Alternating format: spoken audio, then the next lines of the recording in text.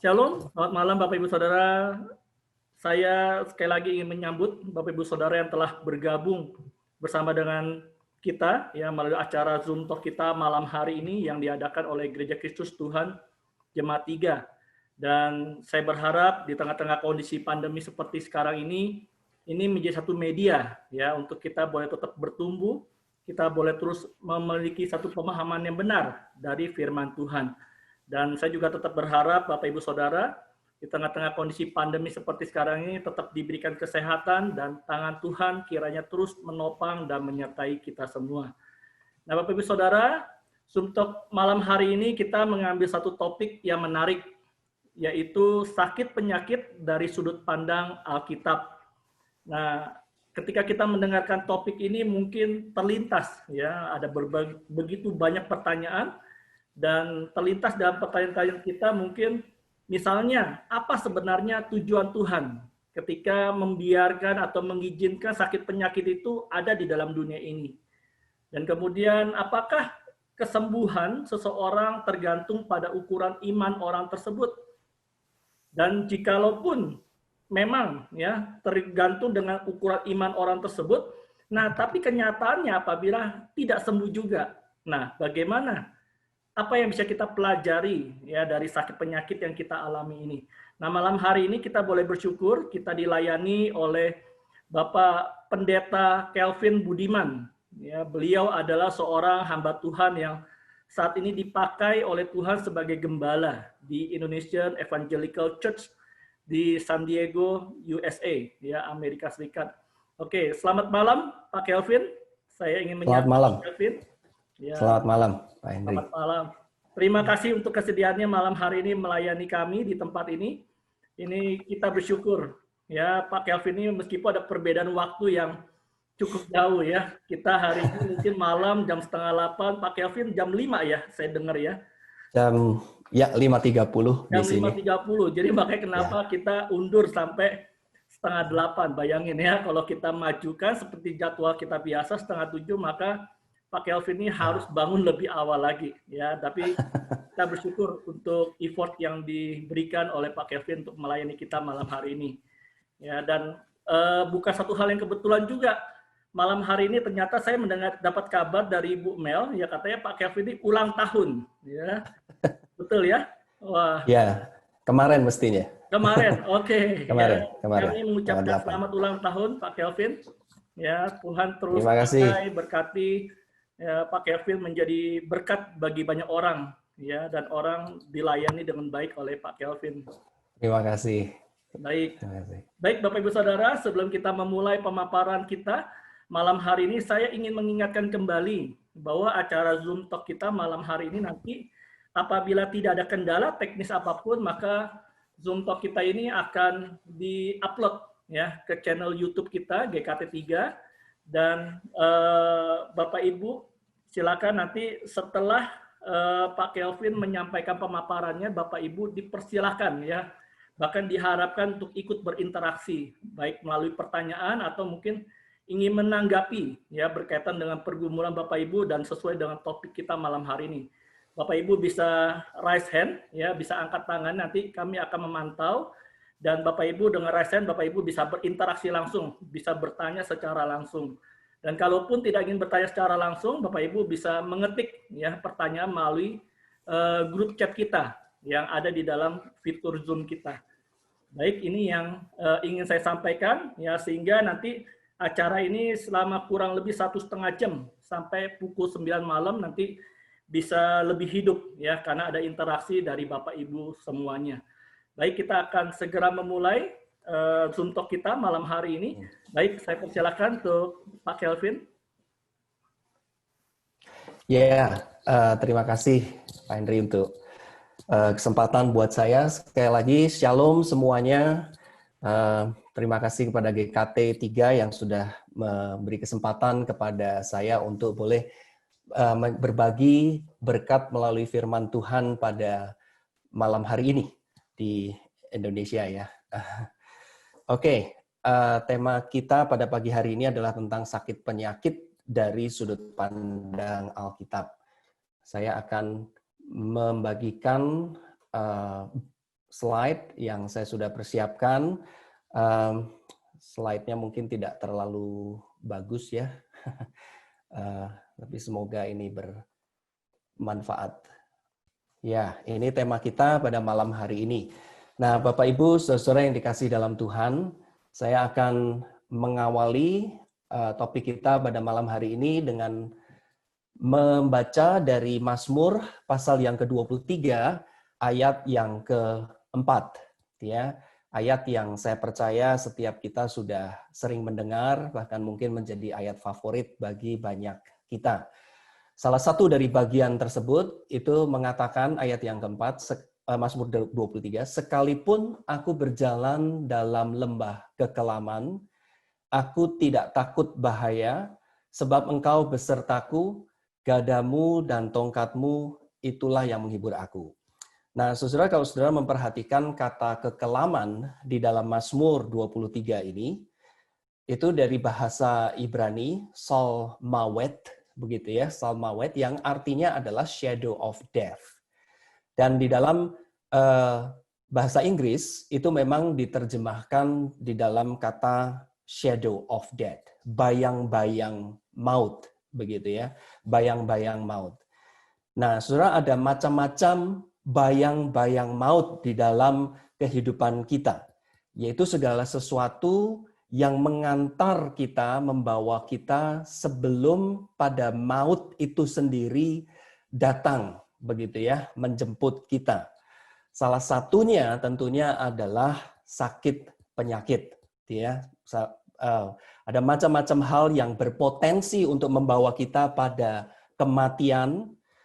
Naik mobil, naik pesawat, orang olahraga pun juga bisa meninggal, begitu ya. Apa saja begitu, termasuk sakit penyakit, begitu. Segala sesuatu yang mengancam kita, segala sesuatu yang menjadi bayang-bayang kematian itu sendiri, bayang-bayang maut yang mengancam hidup kita, begitu ya. Nah, salah seorang bapak gereja yang bernama Agustinus itu pernah menulis, pernah mengatakan di dalam doanya pada waktu dia itu sakit, begitu ya. Dia menulis doanya itu berdasarkan Mazmur 23 ini, dia mengatakan seperti di dalam bahasa Inggrisnya tersebut, Bapak Ibu mungkin bisa lihat ya di layar.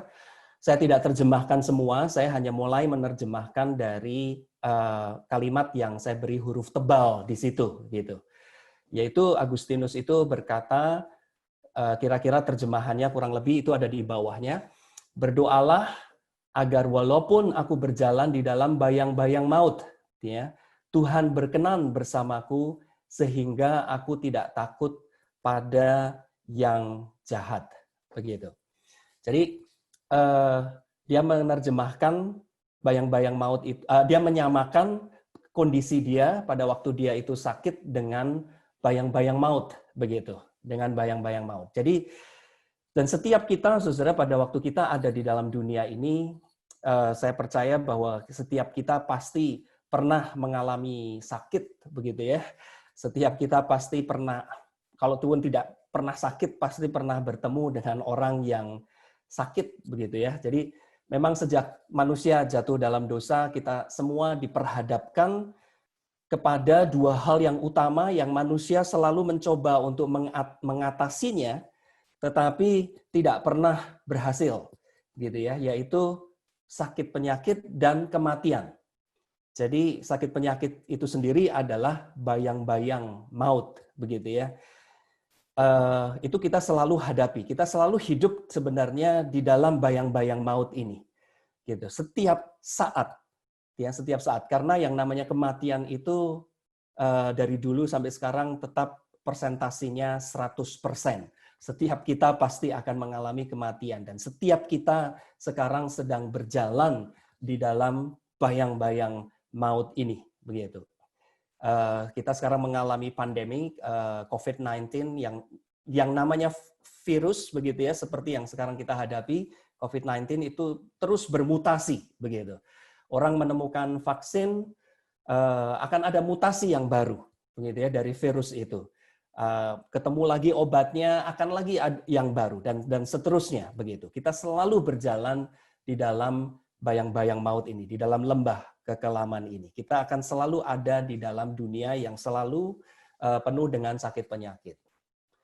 Nah, saya sendiri secara pribadi kalau boleh sedikit sharing begitu ya, yang namanya rumah sakit bagi saya itu sudah seperti langganan begitu ya, seperti langganan. Bukan karena saya suka begitu, tetapi karena seringkali harus begitu, tidak ada pilihan gitu ya, tidak ada pilihan. Dibandingkan dengan saudara-saudara kandung saya yang lain begitu, saya punya 6 saudara yang lain begitu ya, kami ada 7 bersaudara.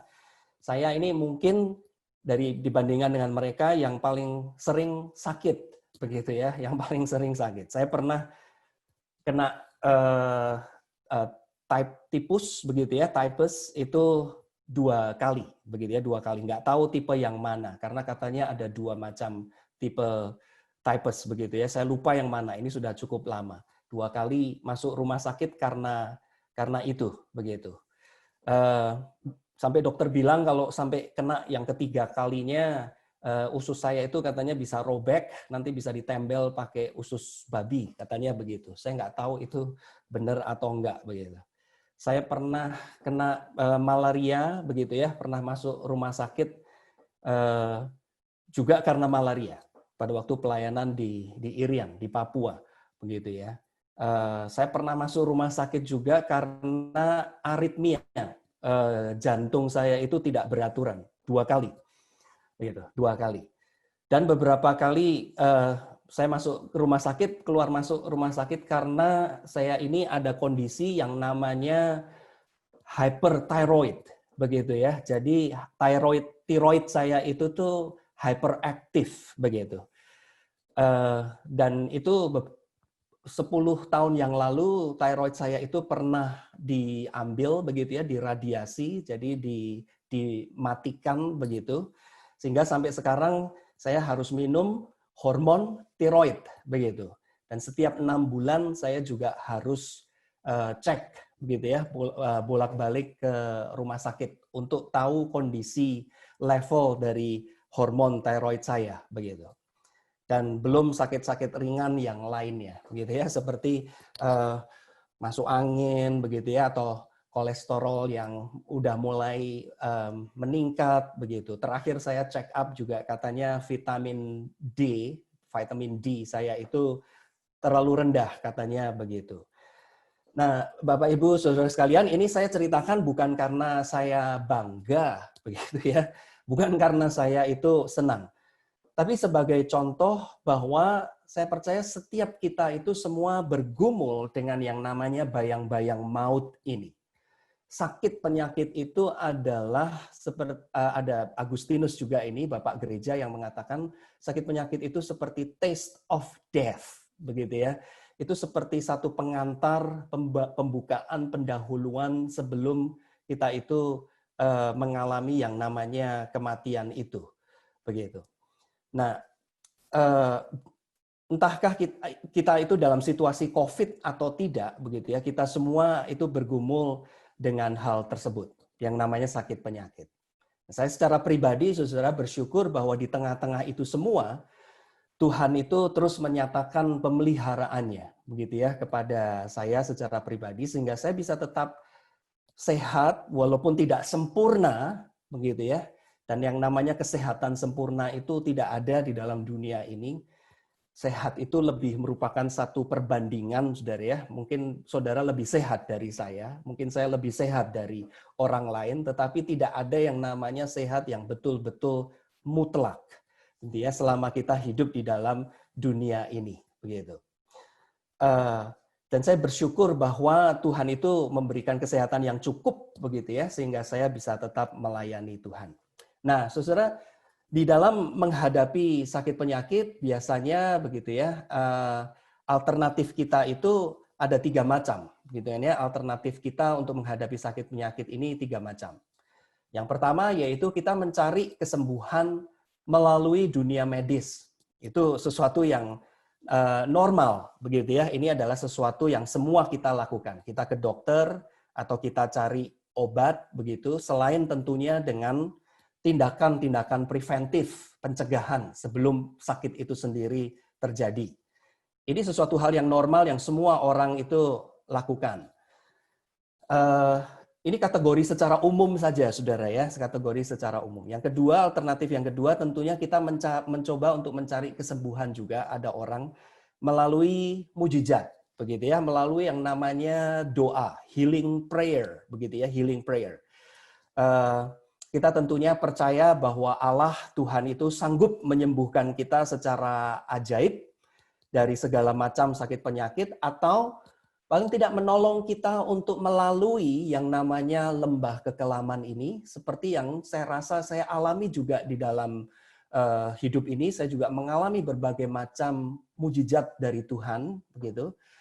Walaupun barangkali penyakit itu tidak 100% Tuhan sembuhkan, tetapi Tuhan memberikan kekuatan yang cukup, begitu ya, kepada saya untuk hidup di dalam dunia ini, bahkan melayani Tuhan, begitu. Jadi melalui doa.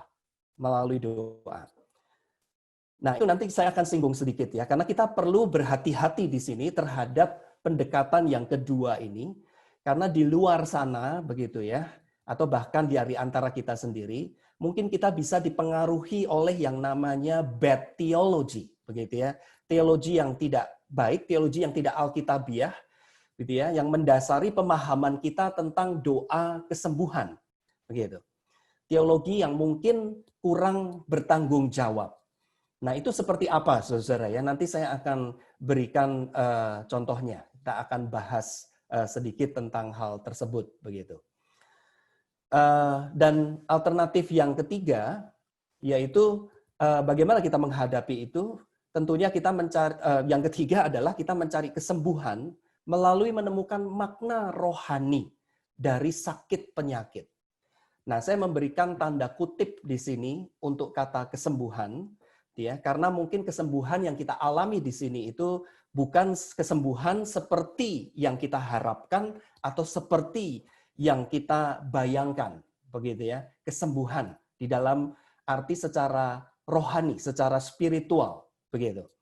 Nah, saudara, menurut saya alternatif yang ketiga ini yang kurang ditekankan dan yang ingin saya tekankan pada malam hari ini. Karena saudara, walaupun di luar sana dunia medis itu sudah begitu maju, gitu ya, ada mujizat kesembuhan, kita percaya itu, tetapi di dalam realitanya adalah sejumlah besar orang akan tetap mengalami yang namanya sakit penyakit. Nah, cuma anehnya saudara, walaupun sekian banyak orang tetap mengalami sakit penyakit, bagian yang ketiga ini tidak terlalu ditekankan. Mungkin kita mendengar dari khotbah-khotbah tertentu, tema-tema khotbah setiap minggu di gereja, begitu ya. Tapi saudara, cara yang ketiga ini sendiri itu jarang ditekankan, begitu. Orang seringkali hanya menekankan yang pertama atau yang kedua. Kita jarang untuk berhenti sejenak, mencoba untuk merenungkan, begitu ya, sebenarnya apa makna rohani dari Tuhan itu membiarkan sakit penyakit, begitu. Jadi saudara, pendekatan yang ketiga ini saya ingin tekankan, begitu ya. Ini yang saya ingin bagikan kepada Bapak Ibu saudara sekalian, yaitu strategi atau cara-cara yang alkitabiah bagaimana kita menemukan makna rohani, gitu ya, spiritual meaning di tengah-tengah sakit penyakit yang kita hadapi. Saya percaya, saudara, kalau saudara memahami pendekatan cara yang ketiga ini, saudara akan mendapatkan lebih mendapatkan satu kekuatan yang sejati, saudara ya. Jika saudara memahami makna rohani dari sakit penyakit. Sehingga saudara tidak hanya berharap bergantung pada dunia medis atau bahkan kepada pengalaman mujizat yang memang kita harus terima secara fakta Tuhan itu jarang berikan di dalam dunia ini. Itu sebabnya disebut mujizat. Karena jarang. Kalau sering itu bukan menjadi mujizat lagi. Tapi karena Tuhan itu memang harus kita lihat jarang memberikan satu mujizat kesembuhan. Ada, kita percaya, saya bukannya menyangkali hal itu, begitu. Tapi jarang. Itu sebabnya kesembuhan itu secara miracle itu adalah miracle, mujizat begitu ya. Tapi saudara di dalam keseharian kita begitu ya, yang kita hadapi adalah seringkali sakit penyakit nih yang setiap saat kita itu jalani, hadapi. Nah, apa saudara sebenarnya makna rohaninya? Nah, saudara mungkin yang seringkali jarang kita pelajari adalah cara untuk menghadapinya. Itu sebabnya saudara pada malam hari ini yang menjadi penekanan saya ingin memberikan caranya, strateginya. Bagaimana strateginya? Ya, untuk kita itu bisa menemukan makna rohani dari sakit penyakit. Yang pertama, saudara ya, yang pertama adalah bagaimana strateginya? Kita perlu mengubah persepsi kita, begitu ya, yang sudah banyak dipengaruhi oleh dunia medis, begitu. Kita ini sekarang hidup di dalam zaman di mana dunia medis, kedokteran harus diakui sudah sangat maju, begitu ya. Ini sesuatu hal yang sangat baik yang kita harus dukung, sudah sangat maju, begitu. Tetapi tetap bagaimanapun dunia medis itu mengalami satu keterbatasan, menghadapi satu keterbatasan. Nah, keterbatasan yang saya maksud di sini bukan keterbatasan di dalam maksud kemajuan itu, begitu ya, kemajuan ilmu pengetahuan dan teknologi, begitu. Kalau kita lihat dunia medis sekali lagi itu sudah sangat maju, begitu ya, walaupun belum semaju yang kita harapkan, begitu. Dan COVID-19 yang kita hadapi ini tuh menyadarkan banyak orang bahwa walaupun dunia medis sudah begitu maju, tapi belum semaju yang kita bayangkan, gitu ya. Jadi keterbatasan yang saya maksud di sini adalah keterbatasan di dalam hal pengertian terhadap sakit penyakit itu sendiri. Khususnya jikalau ditinjau dari sudut pandang Alkitab. Begitu. Jadi dunia medis ya, kedokteran yang mempengaruhi setiap kita juga itu hanya terfokus pada sakit penyakit, begitu ya. Sakit penyakit itu sendiri. Musuh utama mereka adalah sakit penyakit. Musuh utama kita adalah sakit penyakit memang, begitu. Dan dunia medis mencoba untuk menyelesaikan itu. Tapi mereka akibatnya terfokus hanya kepada penyakit itu sendiri. Jadi akibatnya dunia medis itu seringkali memisahkan penyakit, begitu ya, sakit penyakit dari orang yang sakit, dari si sakit itu sendiri. Sakit apa kita? Misalnya begitu ya, orang bertanya, oh sakit kencing manis, begitu ya, atau sakit apa? Sakit darah tinggi, atau sakit apa? Sakit kanker, begitu ya, dan sebagainya. Fokusnya adalah pada penyakit. Jadi istilahnya itu dalam bahasa Inggrisnya, dunia medis itu cenderung mengobjektifkan penyakit itu sendiri. Tetapi melupakan atau memisahkan dari si sakit, begitu. Mereka tidak melihat, tidak concern, begitu ya, dengan pergumulan orang-orang yang sakit secara rohani. Setiap orang yang sakit, saudara dan saya itu bukan cuma bergumul dengan penyakit itu sendiri sebenarnya, saudara. Tapi kita juga bergumul dengan hal-hal lain yang terjadi dalam diri kita yang tidak bisa dilepaskan dari penyakit tersebut. Yang saya maksud adalah misalnya rasa cemas, begitu ya, rasa putus asa, atau rasa ketakutan, begitu, rasa hilang pengharapan, ya. Ini semua akan terjadi di dalam diri kita. Tapi kita cenderung hanya fokus kepada sakit penyakit itu sendiri.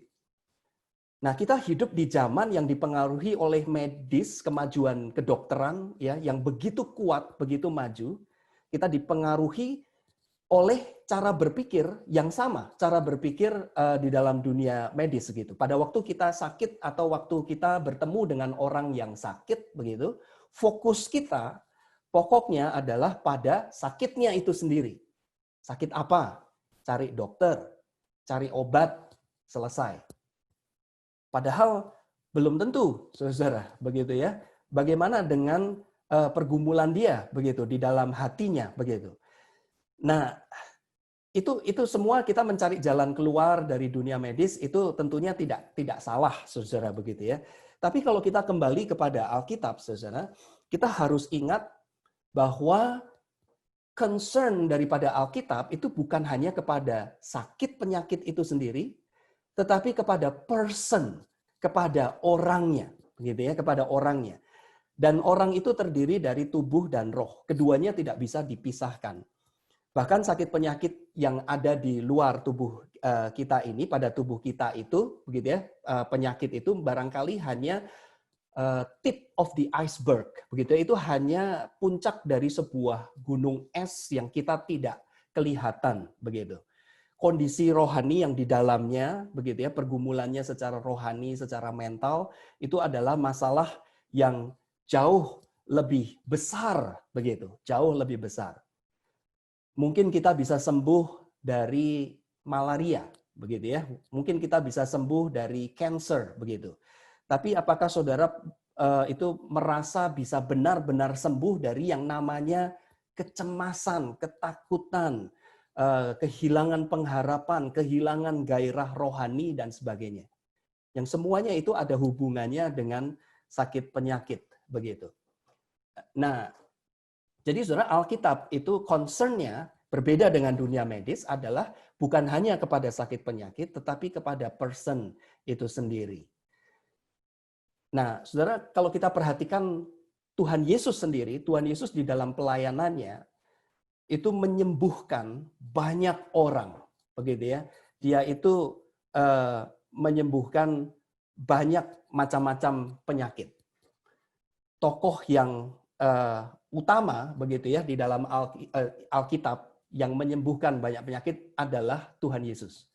Dibandingkan semua nabi dan rasul, kalau mau dijumlah, catatan Alkitab tentang Tuhan Yesus menyembuhkan itu jauh lebih banyak, begitu ya, jauh lebih banyak begitu. Bahkan dibandingkan dengan semua tokoh yang lain. Jadi misalnya saudara, kalau saudara membaca ayat ini, saudara ya, menjelang malam dibawalah kepada Yesus banyak orang yang kerasukan setan, dan dengan sepatah kata Yesus mengusir roh-roh itu dan menyembuhkan orang-orang yang menderita sakit.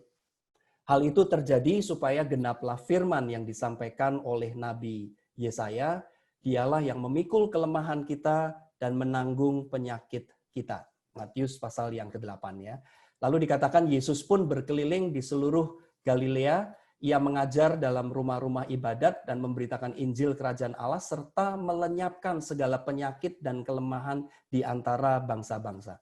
Saudara perhatikan bahwa Tuhan Yesus itu, dia itu menghadapi dua hal, bukan hanya sakit secara fisik tetapi secara rohani juga. Dan bukan secara rohani tetapi juga secara fisik. Jadi kalau kita perhatikan, sekalipun Tuhan Yesus itu adalah Tuhan yang peduli dengan kesembuhan secara fisik ya. Apa sebenarnya tujuan utama Tuhan Yesus datang ke dalam dunia ini?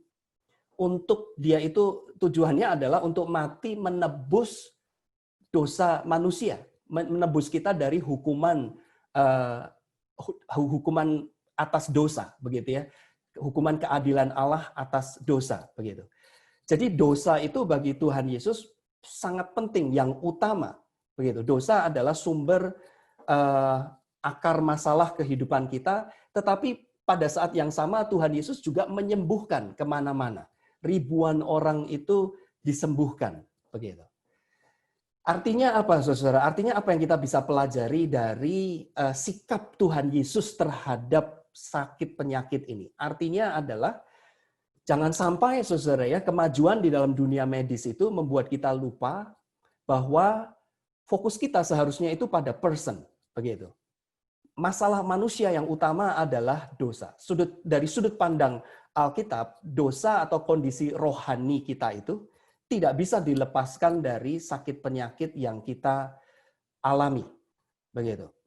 Sekali lagi tidak salah tentunya mencari dokter yang baik, obat yang baik, begitu, itu bukan salah. Tapi Alkitab mengingatkan kita untuk kita itu tidak mencari pure medical solution, begitu ya. Jadi solusi secara kedokteran, secara murni, terpisah dari kondisi rohani seseorang. Jadi Tuhan itu fokusnya adalah kepada keseluruhan keberadaan kita ini, gitu. Ya, itu cara yang pertama. Saudara harus mengubah cara persepsi kita terhadap yang namanya sakit penyakit, begitu. Jangan kita lepas dari pengaruh dunia medis. Nah, yang kedua, saudara, bagaimana cara kita itu untuk bisa memahami makna rohani dari sakit penyakit? Kita harus memahami asal mula, begitu ya, sakit penyakit. Jadi Alkitab mengaitkan dosa dengan sakit penyakit, gitu ya. Ada sakit yang memang akibat langsung dari perbuatan yang berdosa. Nah, ini saya sebutkan saja ayat-ayatnya. Mungkin kita tidak ada waktu untuk melihat ini semua, begitu ya. Ini hanya contoh-contoh ayat. Kalau Bapak Ibu mau catat, silahkan begitu. Misalnya adalah di Bilangan 12, itu adalah kisah tentang Miriam, gitu ya, yang sakit kusta karena melawan hamba Tuhan, melawan Musa, begitu. Dia itu mengalami sakit kusta.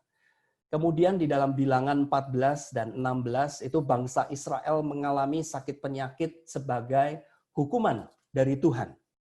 Begitu juga 2 Samuel pasal yang ke-24, begitu.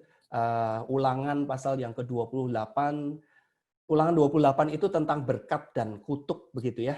Dan salah satu kutuk itu adalah sakit penyakit yang Tuhan akan berikan kalau orang memberontak kepada Tuhan. Jadi memang ada kaitannya, begitu. Kemudian di Perjanjian Baru kita bisa melihat Matius pasal yang ke-9 dan Yohanes pasal yang ke-5. Matius pasal 9 itu adalah tentang peristiwa di mana Tuhan Yesus menyembuhkan orang lumpuh, gitu ya, yang dibawa ke Tuhan Yesus. Lalu Tuhan Yesus itu mengatakan apa, saudara? Pada waktu dia menyembuhkan orang lumpuh itu, dosamu sudah diampuni.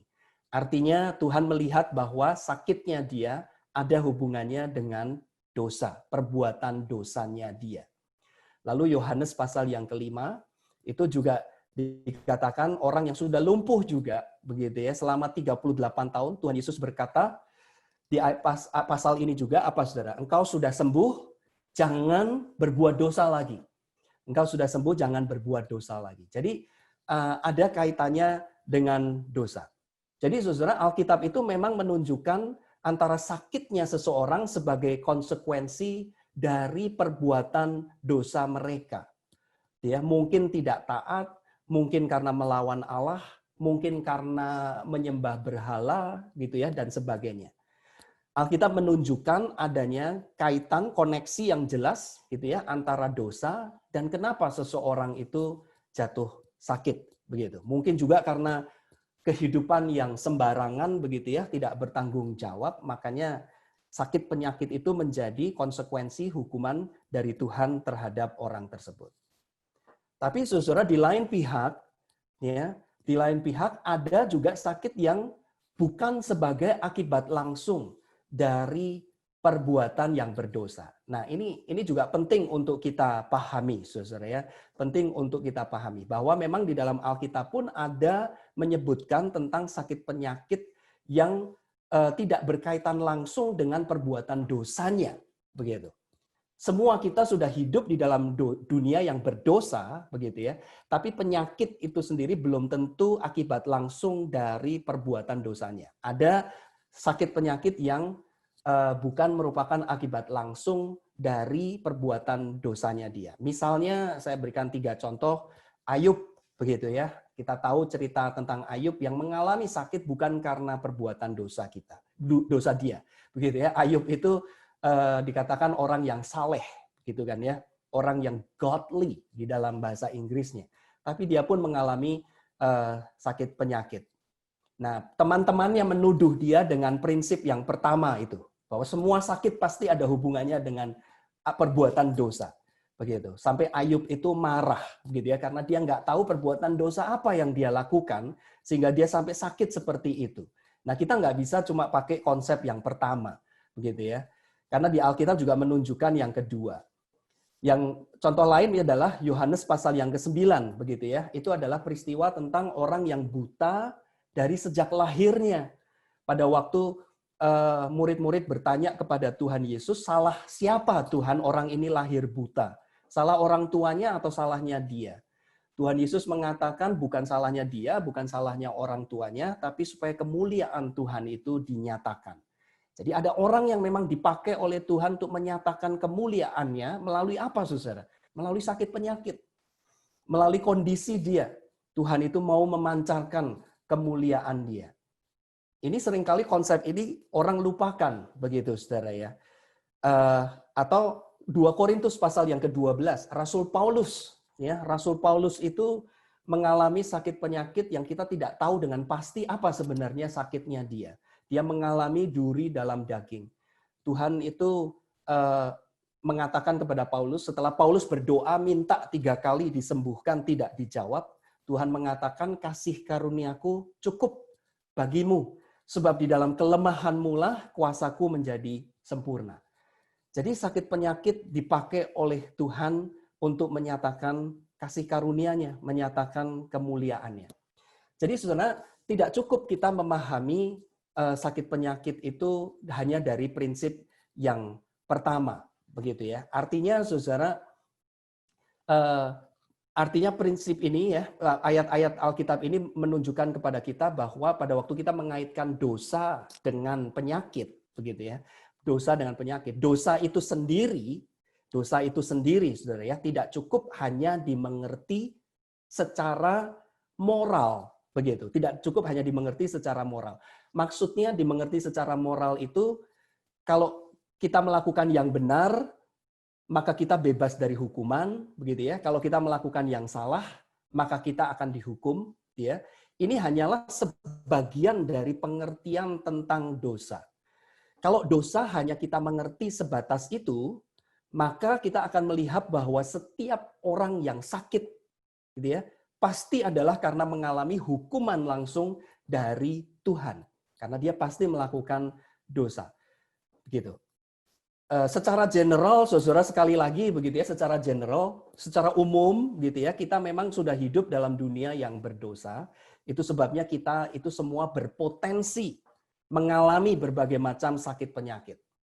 Tetapi tidak berarti bahwa setiap orang yang sakit itu adalah karena perbuatan dosanya, karena mengalami akibat langsung dari perbuatan dosanya.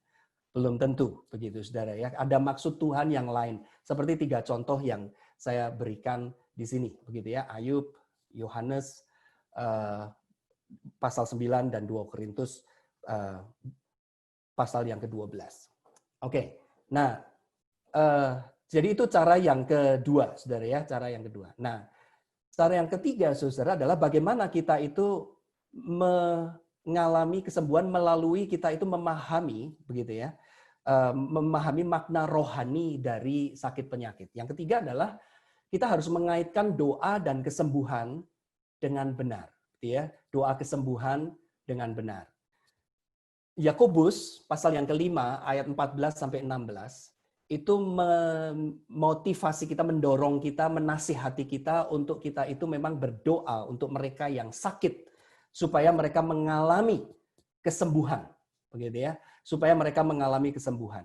Dikatakan kalau ada seorang di antara kamu yang sakit, baiklah ia memanggil para penatua jemaat supaya mereka mendoakan dia serta mengolesinya dengan minyak dan dalam nama Tuhan.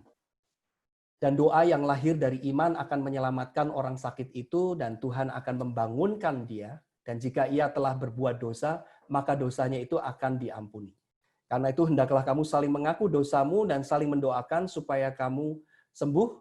Doa orang yang benar bila dengan yakin didoakan sangat besar kuasanya. Nah, saudara, kalau saudara perhatikan penekanan daripada Yakobus memang adalah sakit yang diakibatkan oleh perbuatan dosa. Itu yang menjadi penekanan dia. Tapi saudara, kita percaya bahwa doa adalah salah satu memang cara yang dipakai oleh Alkitab, cara Tuhan itu menyembuhkan. Ya. Doa itu memiliki satu tempat di dalam proses kesembuhan kita.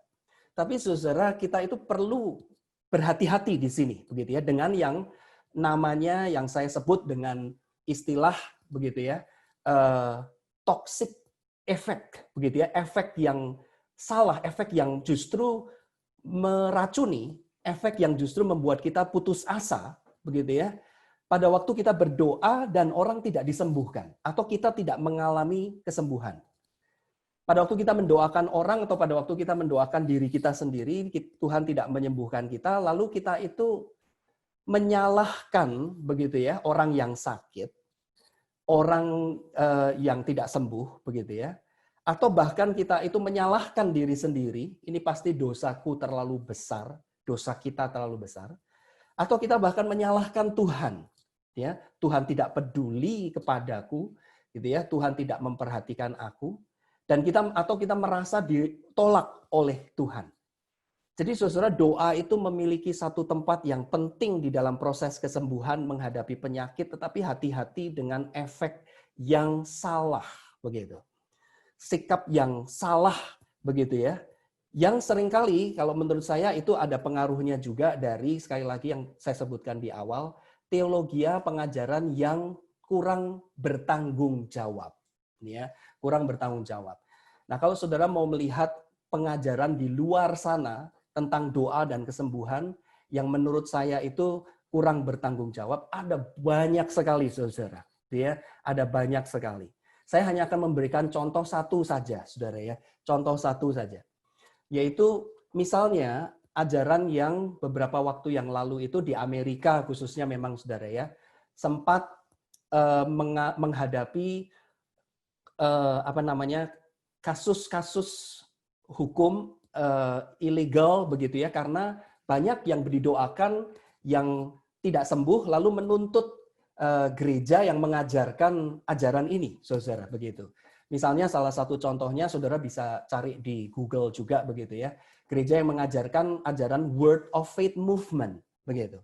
Di mana ada seorang anak kecil yang sakit dibawa pergi ke gereja tersebut, didoakan tidak sembuh, bahkan sampai akhirnya mengalami kematian begitu ya. Pada waktu dia itu dibawa ke gereja tersebut, dia meninggalnya di gereja tersebut begitu.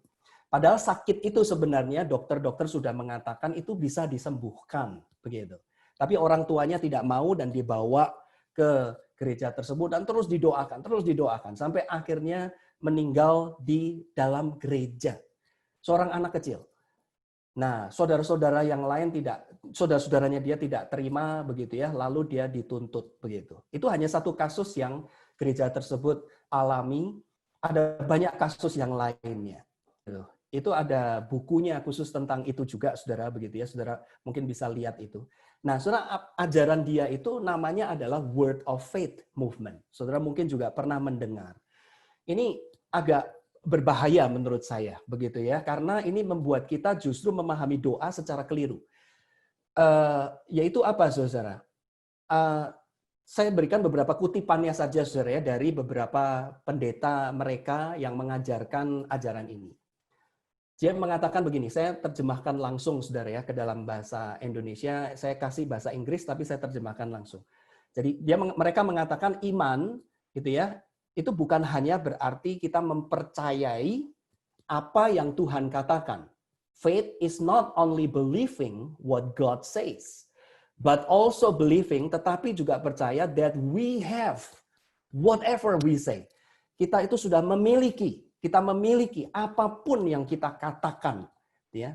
Prayer, dia mengatakan doa is not only speaking to God. Doa itu bukan cuma berbicara kepada Tuhan, but also speaking to things and circumstances, ya, and commanding them to do as we say. Jadi doa itu bukan cuma kita berbicara kepada Tuhan, tapi berbicara kepada situasi kita, kondisi kita, dan kita perintahkan apa yang kita doakan. Whatever we believe and say, whether good or bad, will happen for us. Gitu ya.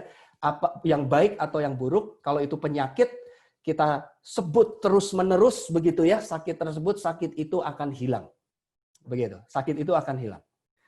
Jadi gerakan ini juga mengatakan all Christians ought to be able, harus bisa, ya, kutipan yang kedua itu ya, harus bisa melakukan mujizat in just the same way Jesus did.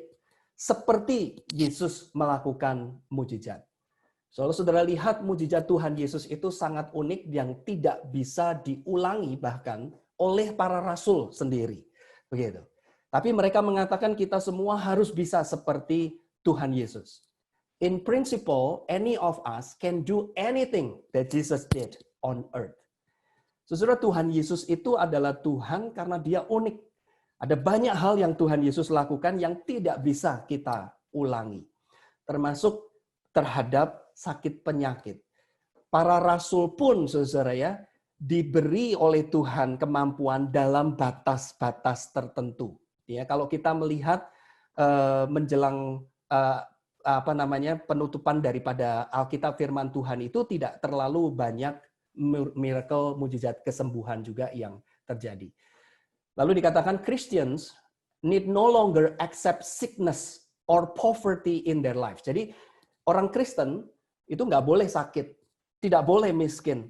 Namanya orang Kristen itu nggak boleh sakit. Kalau saudara sakit berarti saudara bukan orang Kristen yang sungguh-sungguh, begitu ya. Ini menurut ajaran ini, saudara ya. Word of Faith Movement, begitu. Lalu dikatakan you need to fight the temptation to be sick, ya.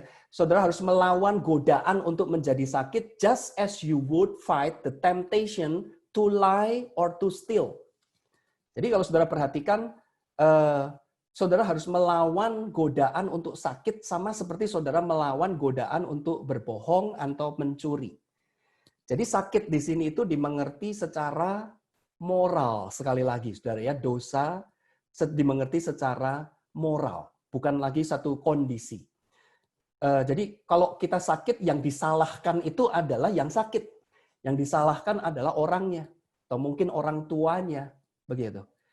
Sehingga saudara dari movement ini nih banyak orang yang sakit hati malahan, begitu. Begitu ya, menjadi sakit hati karena mereka disalahkan. Kenapa mereka nggak sembuh, begitu ya? Mereka yang disalahkan.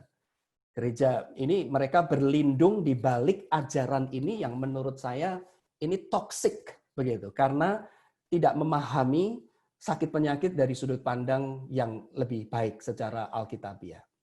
Nah, saudara, yang kedua, saudara, adalah kita juga perlu berhati-hati dengan yang namanya mistisisme sekuler. Ya, mistisisme sekuler, begitu. Nah, kalau saudara tahu mungkin ya, tahun 2006 itu tuh ada sebuah buku yang sangat populer begitu, namanya The Secret. Begitu ya, mungkin sampai sekarang itu masih populer, buku The Secret. Ini mirip dengan ajaran yang tadi saya sebutkan, saudara. Yaitu apa, saudara? Ada 4 prinsipnya. Kalau saudara belum baca, saudara baca ringkasannya ini aja udah cukup, saudara. Ini intinya, begitu ya. Ini intinya. Mungkin ada di antara saudara juga yang baca, yang juga memahami begitu. Yang ingat gitu ya 4 prinsip ini. Kalau saudara mengalami sakit atau saudara mau sehat, saudara mau kaya, ini yang saudara mesti lakukan. Saudara harus tahu apa yang saudara mau, ya. Yang kedua, saudara harus percaya bahwa kita bisa mendapatkan yang kita mau.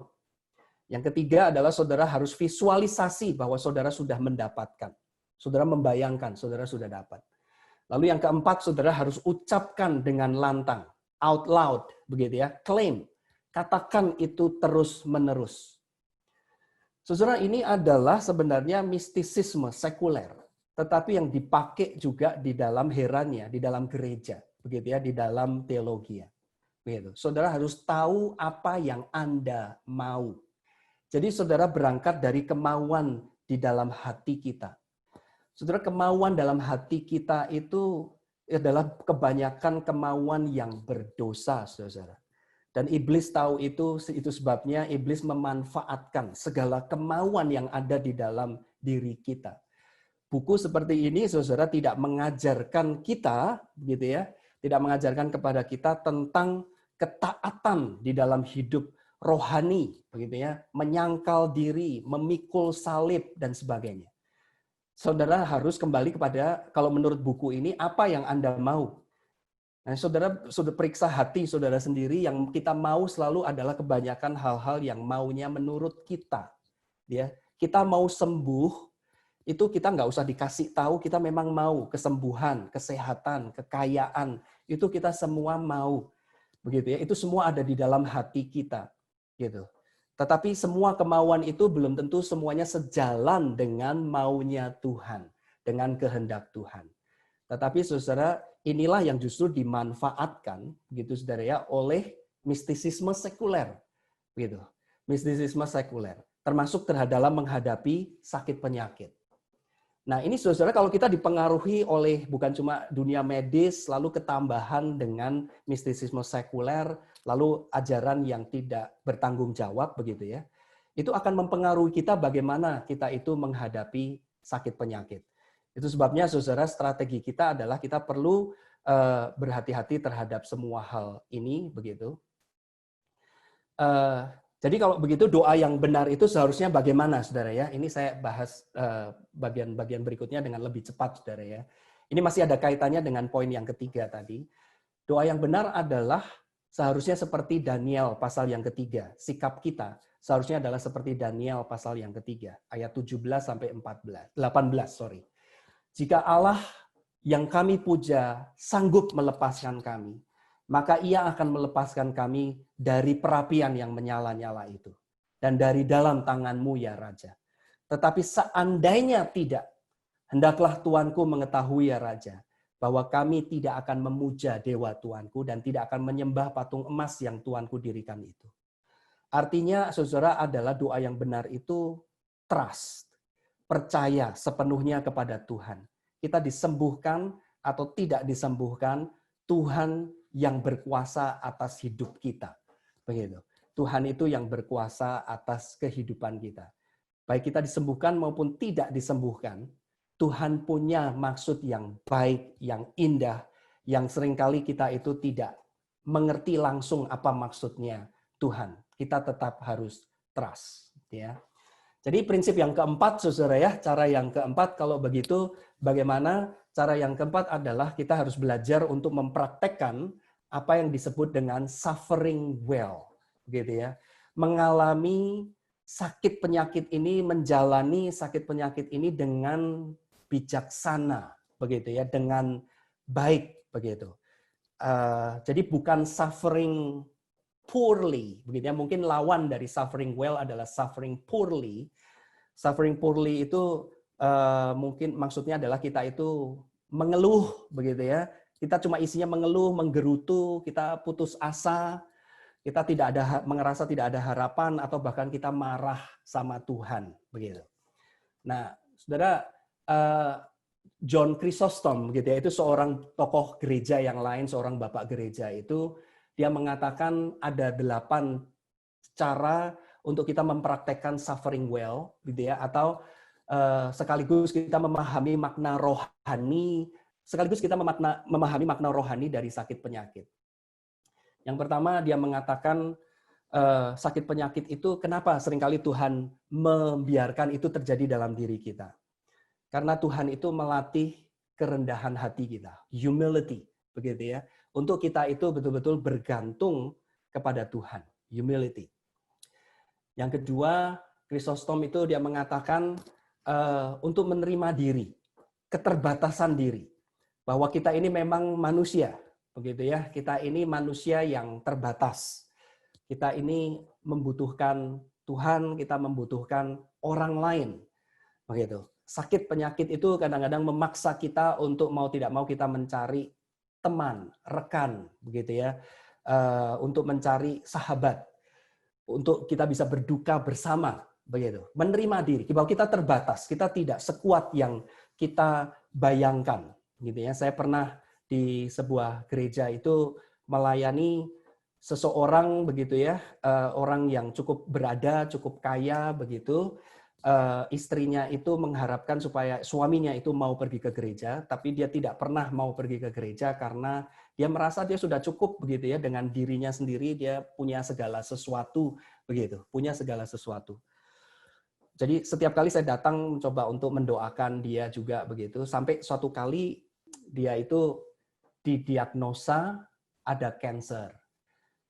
Nah, itu tidak usah dinasehati, tiba-tiba dia mau ke gereja sendiri, Saudara.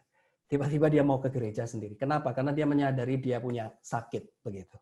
Menerima diri akhirnya bahwa dia ini terbatas, ada satu keterbatasan. Yang ketiga, saudara, apa artinya suffering well? Bagaimana kita memberikan makna rohani, begitu ya, terhadap sakit kita itu. Sakit itu akan membuat kita bersandar pada kekuatan Tuhan, seperti yang Paulus katakan tadi itu, gitu ya, di 2 Korintus pasal yang ke-12. Yang keempat, bagaimana kita mempraktikkan suffering well?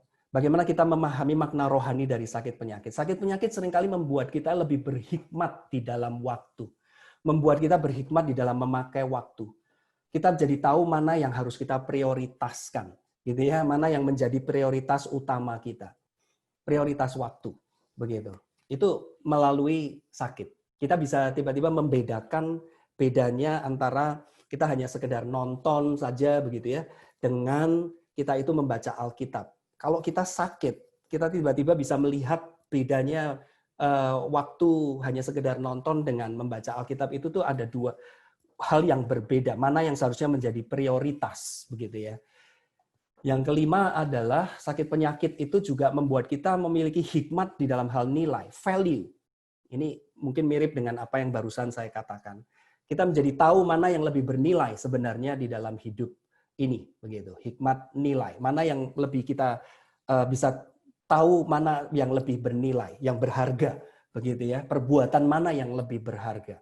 Sakit penyakit itu kadang-kadang menyadarkan kita tentang hal tersebut.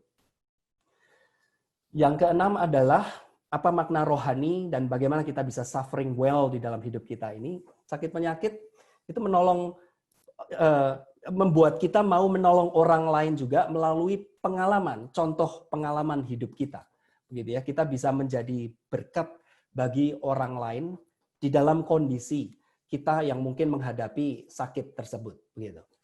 Kita bisa memotivasi orang lain, ya, atau kita memotivasi diri kita sendiri pada waktu kita melihat orang lain itu mengalami sakit tetapi tetap setia dan bertahan, begitu ya, tetap percaya kepada Tuhan.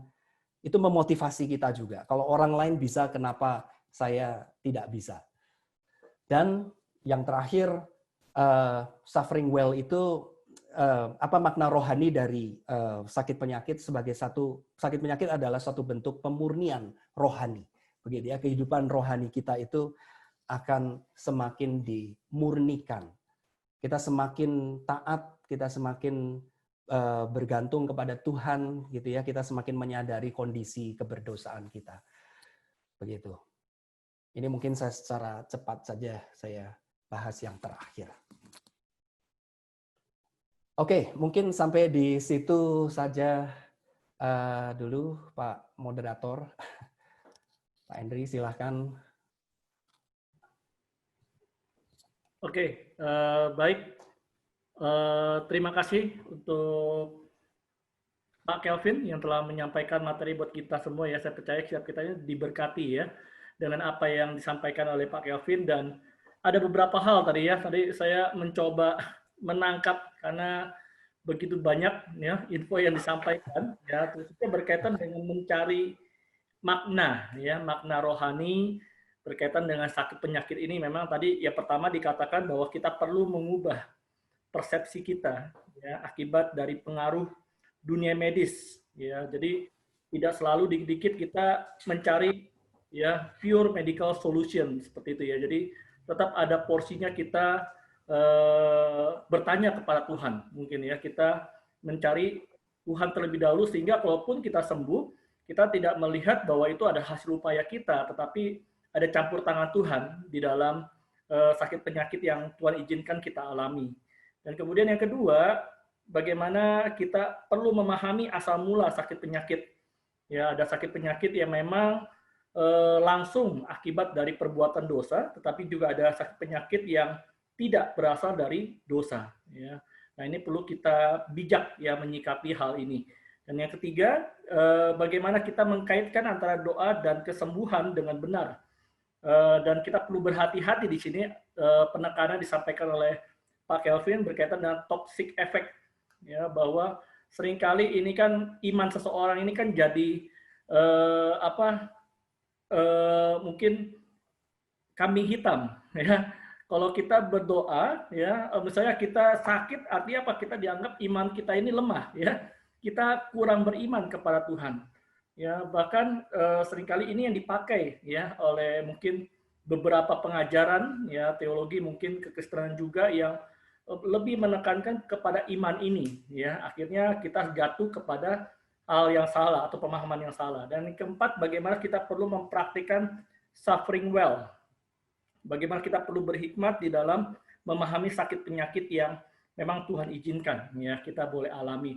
Nah, ini mungkin ya nanti kita akan bahas lebih lanjut lagi Bapak Ibu ya, nanti saya persilahkan Bapak Ibu apabila ada yang ingin bertanya ya melalui diskusi kita pada malam hari ini, Bapak Ibu boleh raise hand apabila ingin berinteraksi langsung ya, bertanya secara langsung kepada Pak Kelvin ataupun mungkin mau bertanya melalui jalur grup chat kita, dipersilakan.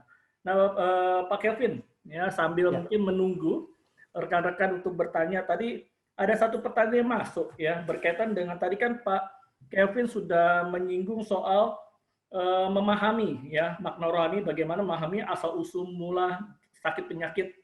Ada yang memang karena dosa, ada juga yang memang bukan dari dosa. Ya. Nah ini bagaimana? Apakah boleh ya? Ini dipisahkan bahwa ada memang kalau penyakit dari dosa itu dicari kesembuhannya secara rohani saja. Terus kemudian, sedangkan kalau bukan akibat dosa, maka kita mencari kesembuhan melalui medis saja, gitu. Atau memang kedua hal ini kita perlu combine, ya antara medical, ya medis maupun juga rohani ini perlu berjalan beriringan. Oke, mungkin Pak Kelvin bisa memberikan jawabannya ya. Ya, terima kasih untuk pertanyaan. Saya rasa itu pertanyaan yang baik dan itu juga yang sebenarnya justru menjadi penekanan saya pada malam hari ini. Sesuatu hal yang seringkali kita lupakan adalah pada waktu kita menghadapi sakit penyakit, entahkah apapun akibatnya, begitu ya, apapun akibatnya, maksudnya apapun asal usulnya, apapun penyebabnya, begitu. Kita harus melihat sakit penyakit itu tidak secara terlepas dari person orang tersebut, pergumulannya secara rohani, seperti yang Tuhan Yesus contohkan. Tuhan Yesus itu bukan hanya datang untuk menebus dosa, tetapi juga untuk menyembuhkan sakit penyakit pada waktu dia ada di dalam dunia ini. Sekaligus itu juga menunjukkan bahwa Tuhan itu memperhatikan kedua-duanya. Kesembuhan secara fisik itu baik begitu ya, tetapi yang lebih utama memang kesembuhan secara rohani. Tapi prinsipnya adalah memang kalau kita mau melihat pada Alkitab, yang menjadi fokus selalu adalah kepada person tersebut. Dan kepada teman-teman saya yang dokter, saya juga selalu mengatakan kalau ada kesempatan untuk berdiskusi begitu, untuk selalu memperhatikan bukan hanya pada sakitnya, tetapi kepada personnya, kepada kondisi secara keseluruhan, termasuk kondisi rohani dari orang itu. Itu kalau kita mau betul-betul mengikuti prinsip firman Tuhan.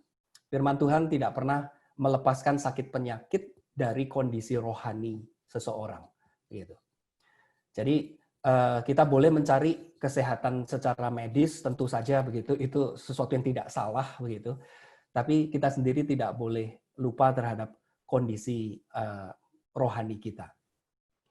Ya, begitu. Bahkan sebenarnya ada bapak gereja yang lain, penulis yang lain itu yang kadang-kadang mengatakan, ini mungkin ekstrim sebaliknya, begitu ya, yang mengatakan bahwa apa gunanya kita sembuh secara fisik kalau pada akhirnya kesembuhan secara fisik itu hanya kita akan pakai untuk berbuat dosa, untuk menghabiskan waktu, begitu ya, untuk kita itu pada akhirnya justru tidak setia kepada Tuhan. Kadang-kadang sakit penyakit itu justru akan membuat orang lebih taat, lebih baik kepada Tuhan, begitu. Jadi bukan berarti tidak boleh sembuh, tetapi karena kenapa bisa sampai ada ekstrim yang sebaliknya seperti itu? Karena kita seringkali lupa, begitu, bahwa perhatian kita itu seharusnya adalah kepada kedua kondisi ini pada saat yang bersamaan, begitu. Ya, begitu. Oke, baik. Wah, ini berarti sungguh-sungguh kita perlu berhikmat ya, bijak sekali melihat antara soal ini ya, antara dosa dengan penyakit yang memang muncul dari dosa maupun yang tidak ini ya. Jadi sehingga kita betul-betul menempatkan mana porsi yang terbesar ini ya. Apakah kita menempatkan Tuhan di posisi yang kedua ini, atau memang kita lebih menekankan kepada medical ini sebagai sumber kesembuhan kita. Padahal kita tahu bahwa Tuhan pun ya, sumber ya yang bisa menolong kita juga di dalam sakit penyakit kita. Baik, Pak Kelvin, saya tadi terpikir gitu ya satu pertanyaan yang seringkali mungkin ini sejak kecil gitu ya saya pertanyakan ya, berkaitan dengan sakit penyakit ini. Kan saya beberapa hari ini saya kembali melihat ada artikel yang ditulis oleh seorang pendeta yang saya tidak sebutkan namanya, tetapi dia sebutkan ada 3 penyakit ya, 3 tipe jenis penyakit yang memang penyakit yang bersifat fisik, kemudian penyakit yang sifatnya mental, dan kemudian penyakit yang memang karena kerasukan ya. Nah, kalau tadi bicara tentang asal mula, memang tadi mungkin tidak terlalu di itu ya. Maksudnya bicara tentang penyakit kan artinya semua orang tidak luput yang dari namanya sakit. Nah, bagaimana dengan yang tipe yang ketiga ini? Ketika kita penyakit dikaitkan dengan kerasukan, apakah memang mungkin khususnya kita orang Kristen sudah percaya kita ya mengalami hal ini? Ya itu sebenarnya memang saya sengaja tidak bahas karena barangkali itu topik tersendiri begitu ya tentang kerasukan. Yang pasti sebenarnya maksud saya begini, dengan menekankan pada the origin of illness itu, sakit penyakit itu sebenarnya dari mana sih begitu ya. Tentunya bukan Tuhan secara langsung sengaja memberikan penyakit. Karena kalau kita lihat di dalam Alkitab, Tuhan itu menciptakan segala sesuatu baik, segala sesuatu indah. Artinya Tuhan itu bukan the origin of illness begitu. Tapi illness namanya sakit penyakit itu berasal dari yang lain, berarti bukan dari Tuhan, yaitu dari mana? Dari manusia sendiri. Dari karena dosa manusia sehingga Tuhan menghukum manusia, dan salah satu bentuk hukumannya itu memang adalah sakit. Jadi maksudnya adalah Tuhan itu bukan sumbernya, tetapi Tuhan tetap Tuhan yang berkuasa atas sakit penyakit. Termasuk sakitnya kita pun Tuhan itu juga memiliki kuasa. Nah, di luar manusia yang berdosa, ada juga iblis memang. Ada juga setan yang juga bisa mempengaruhi kita, sehingga kita itu bisa juga sakit secara fisik. Belum tentu bentuknya harus kerasukan, begitu ya. Belum tentu harus kerasukan. Dan tadi saya katakan ini topik tersendiri, karena kalau kita lihat di dalam Alkitab, memang cara kerja iblis itu ada macam-macam begitu ya, ada banyak sekali bentuknya begitu. Nah, salah satunya tapi yang kita bisa lihat dari Ayub misalnya gitu, iblis itu bisa mempengaruhi kondisi fisik kita juga memang begitu. Kondisi dia bisa menyerang secara fisik terhadap diri kita begitu. Dan jadi kita bisa karena sakit, bisa karena perbuatan dosa, bisa karena iblis juga begitu. Tapi di dalam semuanya kita harus tetap percaya Tuhan itu in control. Tuhan itu yang berkuasa. Dia yang mengizinkan orang bisa sakit, dia juga yang menyembuhkan. Itu ada ayat itu di dalam Alkitab juga, bahwa kesembuhan itu adalah milik Tuhan.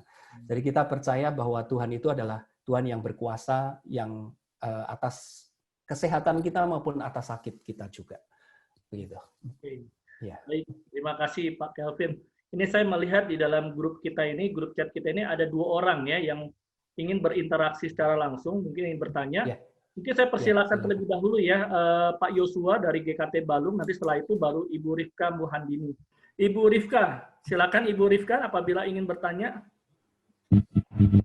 Ya, selamat malam Pak Calvin, selamat malam Pak Henry. Malam. Terima kasih buat kesempatannya. Sebetulnya ini sebuah pertanyaan yang berharap ada masukan gitu ya dari Pak Calvin. Dari sepanjang saya mendengar dan merenungkan apa yang Bapak sampaikan tadi,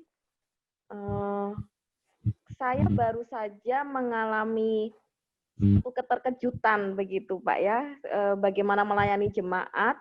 Saya melayani daerah Sumbawa, yang notabene kami melayani jemaat beragam gitu ya, ada orang NTT gitu ya, orang Bali seperti itu, dan itu memang sangat kuat mereka berhubungan dengan okultisme gitu ya.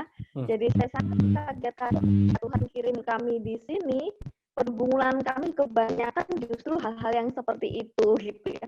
Sementara kami mendapatkan masukan itu sangat sedikit dari ketika kami mencari ilmu seperti itu ya. Tetapi memang pada kenyataannya yang kami hadapi seperti itu. Lah yang kami hadapi yang saat ini, yang baru saja sore ini, kami belum tangani. Oleh sebab itu mungkin ada masukan yang paling tidak lebih tepat gitu ya untuk kami dapat masukan. Itu berkenaan dengan kami punya jemaat. Jemaat ini memang tumbuh besar sebagai seorang Kristen. Nah, kemudian pernah menikah dengan orang Hindu atau bagaimana, terus bercerai, dan menikah lagi dengan orang Hindu. Karena jemaat kami ini yang perempuan, maka dia mengikuti. Jadi sepertinya mengikuti ritual Hindu, seperti itu, Pak. Nah, belakangan ini, dalam waktu 2 bulan ini, beliaunya sakit, tetapi gini, dia menikah secara Hindu, sepertinya seperti itu karena kami datang di saat mereka sudah puluhan tahun ya, belasan tahun menikah. Tetapi ketika kami datang, beliaunya rajin ke gereja, setia kepada Tuhan Yesus seperti itu.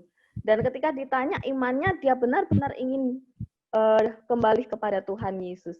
Ketika sakit, kami layani. Setiap minggu kami beribadah di rumahnya, kami doakan seperti itu.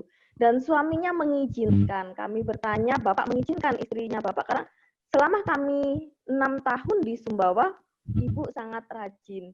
Suaminya mengatakan, iya saya mengizinkan gitu. Tetapi budaya di tempat kami beberapa kali melayani, khususnya orang Bali, ketika mereka ingin sungguh-sungguh masuk ke gereja kembali, percaya kepada Kristus, maka mereka itu harus kembali ke Bali untuk berpamitan kepada leluhur. Dan ini kami sudah beberapa kali selama beberapa tahun di sini, pada akhirnya mereka datang ke kami untuk berpamitan, Ibu, saya mau pergi ke Bali, saya berpamitan. Jadi saya kembali ke Sumbawa dalam keadaan sehat, dan saya jadi orang Kristen secara utuh gitu ya. Karena ini sebuah budaya dan ritual yang mereka harus lakukan, ya kami pada awalnya tidak memahami itu, kami oke. Tapi setelah itu benar-benar tidak ada ritual lagi, karena ibu sudah milik Tuhan. Ini dalam kasus yang berbeda.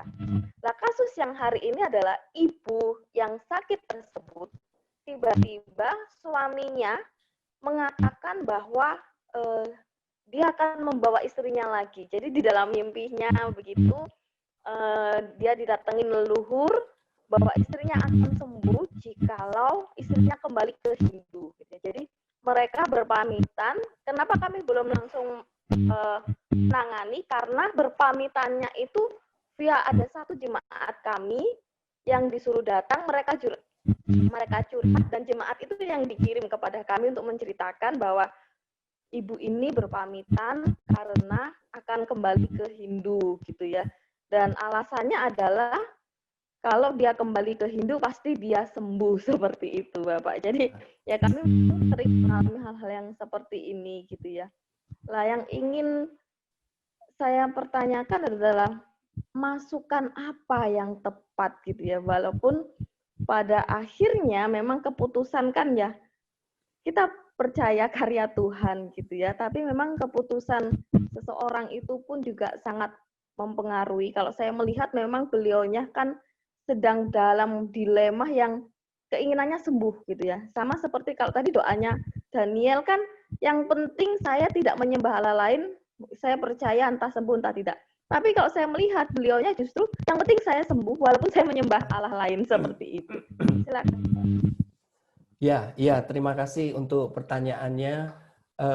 Saya rasa justru seperti yang tadi saya katakan di awal juga, kadang-kadang kita itu hanya terfokus kepada sakitnya itu sendiri, gitu kan ya. Kita hanya berfokus kepada sakit penyakitnya, termasuk kita sebagai orang percaya pun kita cenderung memisahkan sakit dari orangnya.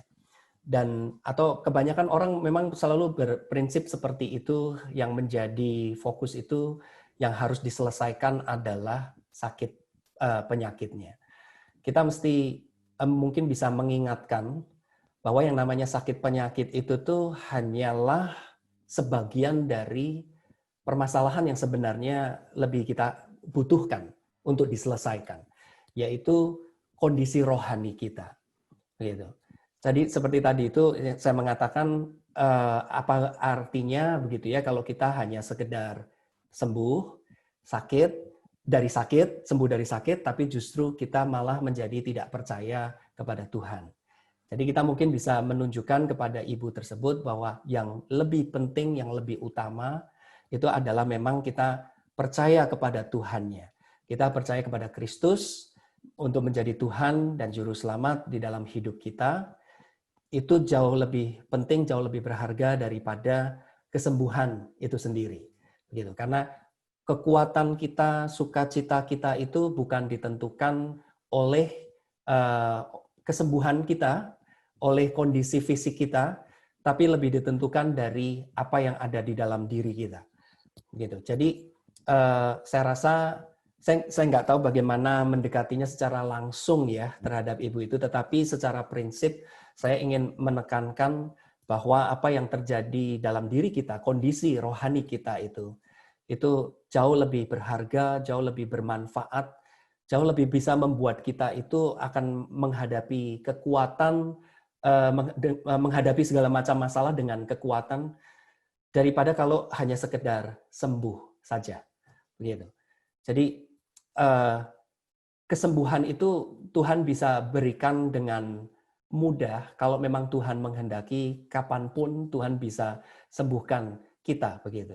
Dan itu Alkitab memberikan contoh kesembuhan itu kalau memang Tuhan menghendaki sesuatu yang sangat mudah sekali begitu.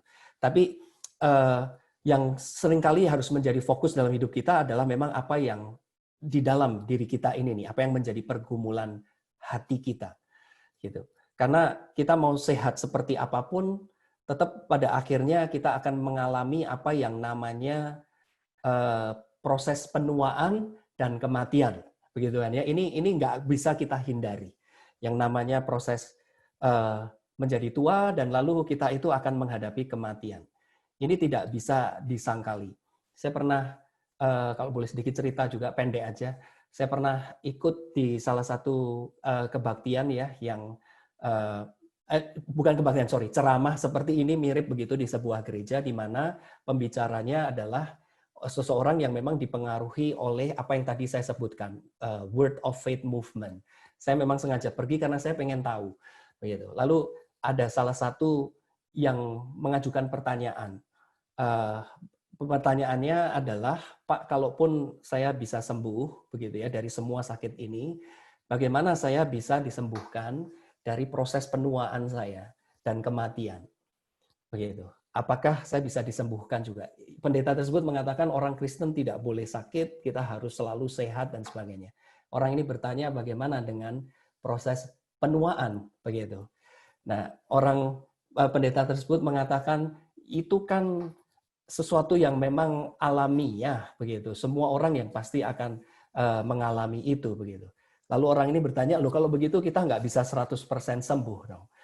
Jadi si pendeta tersebut akhirnya dia sendiri tidak bisa menjawab karena itu suatu realita yang tidak bisa disangkali.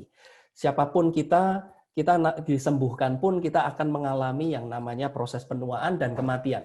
Proses penuaan dan kematian. Jadi fokus kita itu tidak bisa kepada yang secara fisik begitu ya. Lebih berguna, lebih bermanfaat kalau kita itu memiliki hubungan rohani yang baik dengan Tuhan yang benar, begitu. Mungkin itu saja yang bisa ditekankan kali begitu. Saya nggak tahu apakah itu menjawab atau tidak pertanyaan Ibu yang tadi. Oke, baik. Terima kasih untuk jawaban yang telah diberikan oleh Pak Kelvin. Ya, ini semoga bisa menjawab ya. Kita berikan kesempatan kembali untuk penanya berikutnya. Saya melihat di grup chat ini ada pertanyaan dari Pak Wibowo, Pak Kelvin. Bagaimana pendapat Bapak tentang minyak urapan untuk kesembuhan karena ada beberapa gereja saat ini menggunakan cara seperti ini? Silakan Pak Kelvin, bagaimana menurut Bapak? Ya, jadi saya rasa Tuhan itu di dalam menyembuhkan kita itu kalau kita melihat di dalam prinsip-prinsipnya ada kalanya dia itu memakai cara-cara alat-alat tertentu begitu ya, tetapi Tuhan juga bisa menyembuhkan. Kalau kita lihat di dalam prinsip pelayanan Tuhan Yesus sendiri, dia itu kadang menyembuhkan dengan kata-kata secara langsung begitu ya. Dia itu juga kadang ada satu peristiwa di mana orang yang buta, dia membuat dari tanah, dia meludah, dia lalu dia minta orang itu untuk membasuh matanya di kolam Siloam begitu. Jadi melalui kata-kata, melalui doanya, melalui cara yang lain begitu. Nah, Yakobus itu memang menyebutkan minyak urapan begitu.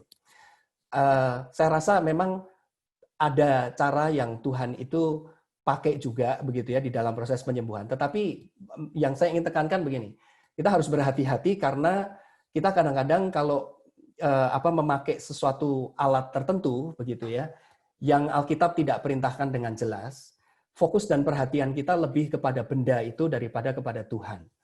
Jadi fokus kita di dalam doa-doa kita, doa kesembuhan, ya, healing prayer itu harus tetap kepada Tuhan. Tuhan bisa menyembuhkan tanpa menggunakan apapun, begitu.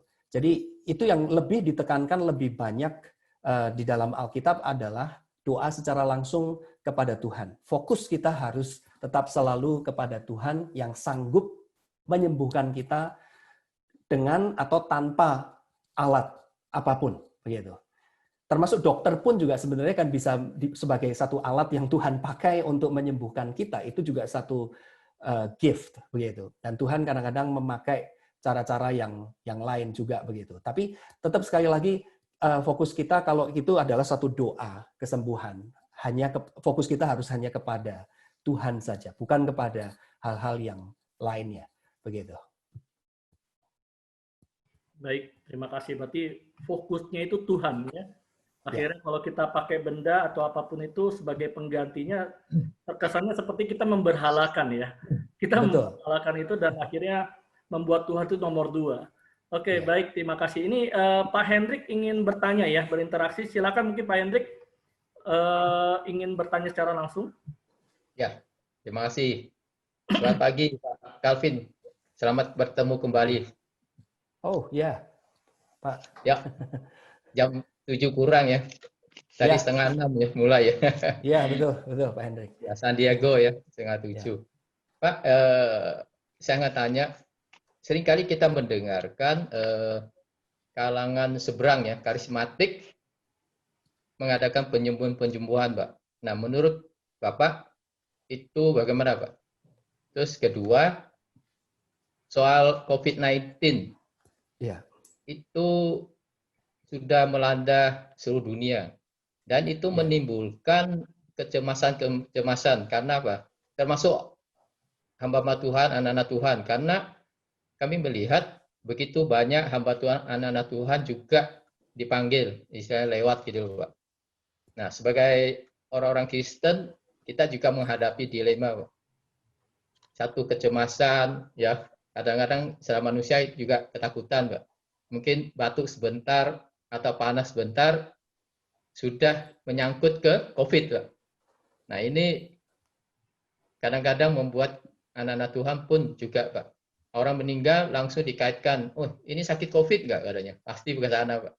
Nah, menurut Bapak, COVID ini maknanya apa, Pak? Sehingga kok bisa terjadi? Kedua, ada kalangan juga malah dokter atau seberang bahwa virus ini adalah ciptaan Tuhan. Apa ini benar, Pak? Terima kasih, Pak Calvin. Tuhan berkati. Sehat selalu. Ya, terima kasih, Pak Hendrik. Ya, tadi yang pertama itu tentang gereja seberang begitu ya, gerakan karismatik ya, kita sebutkan langsung aja begitu. Ini maksudnya komentar secara general aja Pak ya, terhadap praktek-praktek kesembuhan dan yang mereka tekankan begitu. Nah, ya saya percaya bahwa yang namanya mujizat kesembuhan itu bisa tetap akan terjadi kalau Tuhan memang mau melakukan, Tuhan bisa saja begitu. Jadi saya tidak mencoba untuk mendiskreditkan bahwa semua kesembuhan yang terjadi di dalam gereja karismatik itu pasti tidak benar begitu. Tapi yang saya ingin tekankan juga adalah bahwa kita tidak bisa memakai kesembuhan itu menjadi berita utamanya gitu ya, di dalam kita itu membawa orang kepada Tuhan. Karena kalau itu yang menjadi berita utama, akibatnya kita jatuh lagi kepada idolatry, pemberhalaan begitu. Jadi bahwa kesembuhan itu menjadi segala-galanya, menjadi berita yang utama. Padahal sebenarnya berita Injil, kabar baik itu tetap harus yang lebih ditekankan. Hubungan kita dengan Tuhan, relasi kita dengan Tuhan itu lebih ditekankan.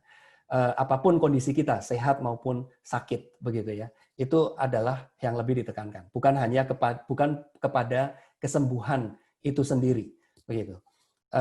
Itu hanya komentar secara general aja ya, Pak Hendrik ya. Komentar secara general terhadap gereja-gereja tertentu yang mungkin memakai penyembuhan itu untuk menarik orang kepada ke Tuhan begitu, walaupun seringkali orang akhirnya berhenti hanya kepada kesembuhan itu sendiri begitu, tapi bukan kepada relasi dia dengan Tuhan.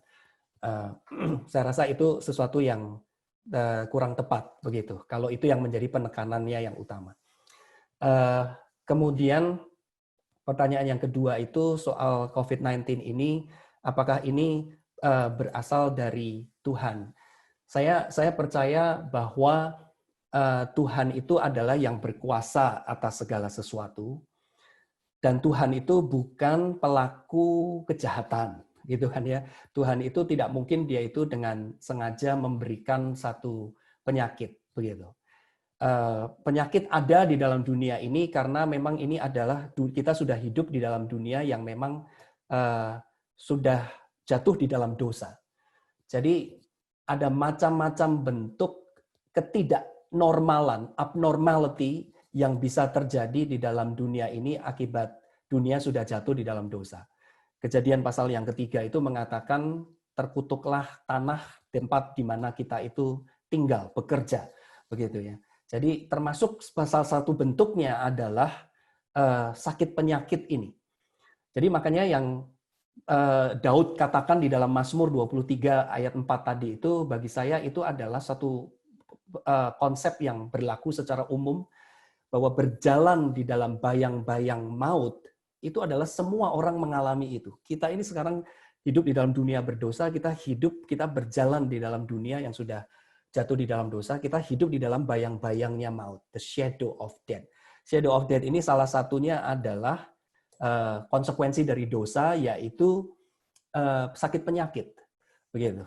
Jadi, tapi sakit penyakit itu sendiri bukan Tuhan yang membuatnya. Tuhan in control atas semuanya, gitu ya. Tuhan itu berkuasa, berkehendak. Tuhan berkuasa atas segala sesuatu, tetapi Tuhan bukan pelakunya. Tuhan misalnya dengan sengaja memberikan COVID-19. Saya tidak percaya itu, karena Alkitab mengatakan segala yang baik itu yang Tuhan berikan kepada kita. Nah, tapi kita juga mesti percaya kalaupun Tuhan mengizinkan ini terjadi, di dalam kuasa Tuhan, semua yang sepertinya jahat pun bisa mendatangkan kebaikan. Nah, kebaikan apa begitu? Kebaikan apa? Nah, tadi yang di bagian terakhir saya sebutkan itu kebaikan-kebaikan, makna-makna rohani yang kita bisa tarik dari semua peristiwa ini adalah mungkin salah satu atau beberapa dari 8 yang saya sebutkan tadi. Mungkin itu mengajar kita untuk lebih bergantung pada Tuhan. Mungkin ini mengajar kita untuk kembali kepada Tuhan, lebih rendah hati. Mungkin ini mengajar kita untuk lebih menghargai waktu, lebih menghargai mana yang memang betul-betul bernilai di dalam hidup ini. Mungkin ini adalah cara Tuhan untuk memproses kehidupan rohani kita supaya lebih murni. Begitu. Ya, kira-kira seperti begitu, Pak Hendrik. Ya. Oke, baik. Terima kasih untuk Pak Kelvin untuk jawaban yang telah diberikan. Baik, Bapak Ibu, karena memang waktu sudah menunjukkan pukul 9, apabila ada satu pertanyaan terakhir, ya saya persilahkan bagi yang ingin bertanya, atau mungkin saya kembali ke tadi Pak Yosua dari GKT Balung. Apakah masih ingin bertanya? Karena saya tadi melihat ada raise hand? Tidak ada? Oke, baik.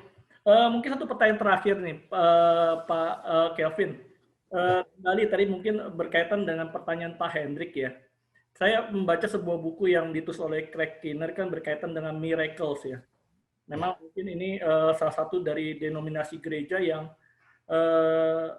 melihat mujizat ya sebagai tanda dan itu yang harusnya diperlihatkan oleh gereja ketika gereja melayani tengah-tengah dunia ini. Dan ini juga yang mereka lihat cara yang Tuhan pakai untuk menarik massa istilahnya ya, untuk membuat orang-orang tertarik kepada Tuhan dan akhirnya bisa mengenal Tuhan dan memuliakan Tuhan. Nah, apakah hal seperti itu bisa digunakan dan memang selalu ya bisa dipakai mujizat seperti itu? Karena kalau kita melihat kan seperti tadi Pak Kelvin katakan bahwa tidak selalu bahkan kan ada sakit penyakit yang memang tidak bisa disembuhkan gitu, dan kalaupun tidak bisa disembuhkan ya kita perlu berhikmat bahwa melihat ini sebagai bagian dari anugerah Tuhan, melihat kasih karunia Tuhan yang sudah cukup besar di dalam kehidupan kita. Nah, bagaimana menurut Pak Kelvin berkaitan dengan hal ini gitu?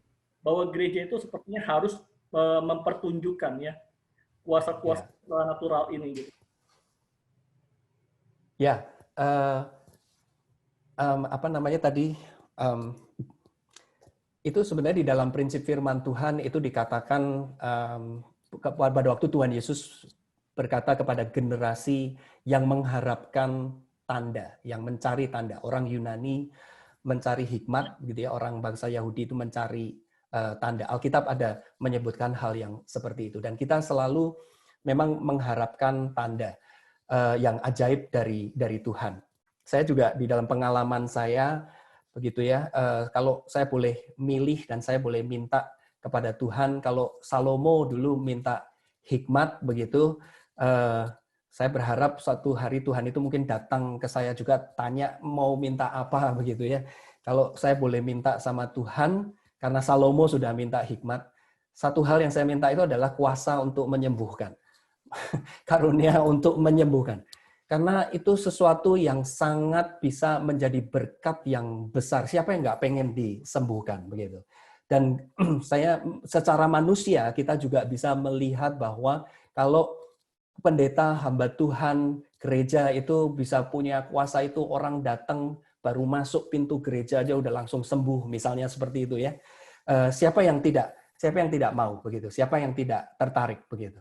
Cuma dalam realitanya adalah tidak seperti itu, begitu. Tidak, dalam realitanya tidak seperti itu, karena memang kecenderungan hati manusia adalah pada waktu mereka mendapatkan apa yang diingini, mereka berhenti pada apa yang diingini. Mereka melupakan si pemberinya, begitu. Mereka melupakan Tuhannya. Jadi di dalam Alkitab pun Rasul Paulus misalnya begitu ya, yang diberi kuasa menyembuhkan yang begitu hebat oleh Tuhan, begitu. Dia sendiri tidak disembuhkan. Atau dia sendiri memberi nasihat kepada Timotius adalah untuk tetap minum obat. Obatnya adalah melalui anggur, begitu. Mencampurkan sedikit wine anggur pada makanannya, begitu. Jadi artinya adalah saya percaya Tuhan itu di dalam hikmatnya dia tidak terlalu menekan, Tuhan sendiri tidak terlalu menekankan kepada kuasa mujizat ini, begitu. Tetapi lebih menekankan kepada mujizat-mujizat yang lain yang lebih besar yang Tuhan sudah lakukan, yaitu kematiannya di atas kayu salib, kebangkitannya, itu yang harus selalu memang kita kabarkan, kita beritakan. Kematian dia dan kebangkitannya. Itu mujizat yang terbesar. Semua mujizat yang lain, kesembuhan-kesembuhan dibandingkan dengan itu, seharusnya kita bisa melihat nilainya tidak sebanding. Begitu. Nilainya itu tidak sebanding. Jadi kalaupun memang Tuhan mau melakukan mujizat-mujizat yang lain, itu di dalam kuasa Tuhan dan di dalam kehendak Tuhan, dan Tuhan itu pasti punya maksud begitu ya, punya maksud tersendiri kenapa tidak selalu mengizinkan itu. Dan kalau kita lihat di dalam sejarah Alkitab ya, mujizat yang paling sering terjadi yang tetap sampai sekarang sebenarnya terus terjadi ya, itu adalah mujizat pertobatan. kita seringkali menganggap bahwa kelahiran baru, pertobatan itu bukan lagi satu mujizat, begitu. Padahal itu pun juga adalah mujizat. Dan itu mujizat yang menurut saya jauh lebih penting daripada sekedar mujizat kesembuhan secara fisik, begitu. Mujizat kelahiran baru. Orang yang tadinya tidak percaya menjadi percaya. Kenapa Tuhan mengatakan itu satu miracle, proses miracle begitu ya, kelahiran baru, born again. Karena memang itu sesuatu yang tadinya, sesuatu yang sebenarnya mustahil, tapi terjadi. Begitu. Jadi ada mujizat-mujizat yang memang lebih penting yang Alkitab tekankan dan seharusnya sampai sekarang kita juga tekankan. Yaitu memberitakan Injil, mengabarkan tentang kematian dan kebangkitan Kristus. Begitu. Semua yang lain itu hanya tambahan saja. Begitu. Bonus. Gitu ya, bonus ekstra. Gitu. Oke, Begitu Pak Henry. terima kasih Pak Kelvin. Ya, saya percaya apa yang telah disampaikan oleh Pak Kelvin bagi kita semua malam hari ini sungguh memberkati kita. Ya, saya kalau boleh menyimpulkan sedikit ya dari apa yang kita pelajari malam hari ini, saya melihat bahwa memang semua orang ya, siapapun itu tidak luput dari yang namanya sakit. Ya, dan bahkan kalaupun sakit itu terjadi dan Tuhan izinkan, mari kita melihat ini dengan bijaksana, ya, melihat ini bahwa seringkali Tuhan izinkan memang untuk menyatakan bahwa kita ini manusia lemah, ya, manusia punya kelemahan, punya keterbatasan, dan kita diajak untuk kembali, ya, mencari Tuhan, ya, mencari pertolongan kepada Tuhan, berharap selalu kepada Tuhan, sehingga kita tidak jatuh kepada hal-hal yang salah seperti tadi. Berkaitan dengan idolatry lah, ya, berkaitan dengan ada hal-hal yang lain yang kita cari untuk memperoleh kesembuhan itu. Tapi baiklah kita belajar, ya, ketika kita mengalami kondisi sakit ini, kita juga menempatkan Tuhan, ya, di dalam posisi yang tepat, posisi yang utama, sehingga kita tahu bahwa di dalam hal yang Tuhan izinkan itu ada campur tangan Tuhan, ya, dan itu semua memberikan kebaikan di dalam kehidupan kita. Dan setiap kita pun juga boleh melihat apa yang kita alami juga untuk tetap memuliakan Tuhan. Meskipun kita dalam kondisi sakit, ya, sehat, kita tetap memuliakan Tuhan dan bersyukur untuk apa yang telah Tuhan izinkan terjadi dalam kehidupan kita. Baik, terima kasih Pak Kelvin untuk waktunya. Ini satu effort dan pelayanan yang luar biasa yang Pak Kelvin boleh berikan bagi kita. Nah, hari sebentar kita mau istirahat, tapi Pak Kelvin baru memulai ya pelayanannya hari ini.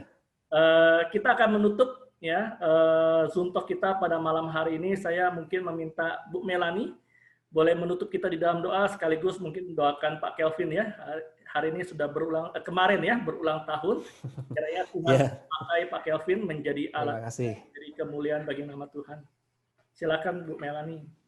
Baik, terima kasih Pak Kelvin.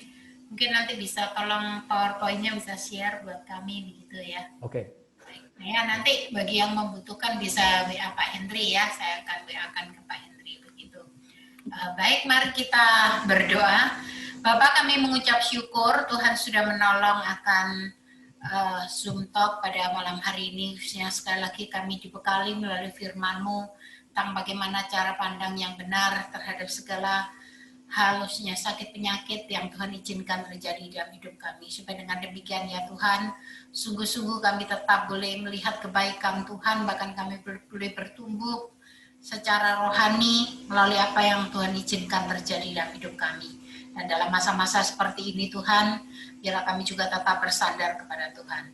Kami juga mengucap syukur untuk hamba-Mu Pendeta Kelvin yang boleh melayani pada malam hari ini. Tuhan terus memberkati kehidupannya, pelayanannya, keluarganya, kesehatannya, dan biarlah semua yang Tuhan percayakan Tuhan terus menambah-nambahkan dan memakai dengan lebih luar biasa menjadi berkat bagi banyak orang. Bisa kami bersyukur kemarin Tuhan sudah menolong di dalam pertambahan usianya 1 tahun, hamba-Mu ini boleh berulang tahun, dan biarlah hari-hari selanjutnya kami menitipkan kepada Engkau. Tuhan terus memimpin dan memberkati. Terima kasih ya Tuhan untuk kami semua yang boleh bergabung pada malam hari ini. Biarlah Engkau memberkati setiap kami dan Engkau menjaga, melindungi kami pada malam hari ini. Terima kasih Bapa di surga, biarlah segala kemuliaan kami kembalikan kepada Engkau. Di dalam nama Yesus kami berdoa. Amin. Amin. Baik, terima kasih. Sekali lagi Bapak Ibu semua juga yang telah bergabung bersama dengan kami malam hari ini. Terima kasih Pak Kelvin. Tuhan Yesus memberkati. Terima kasih. Sampai Ya, jumpa. Tuhan berkati.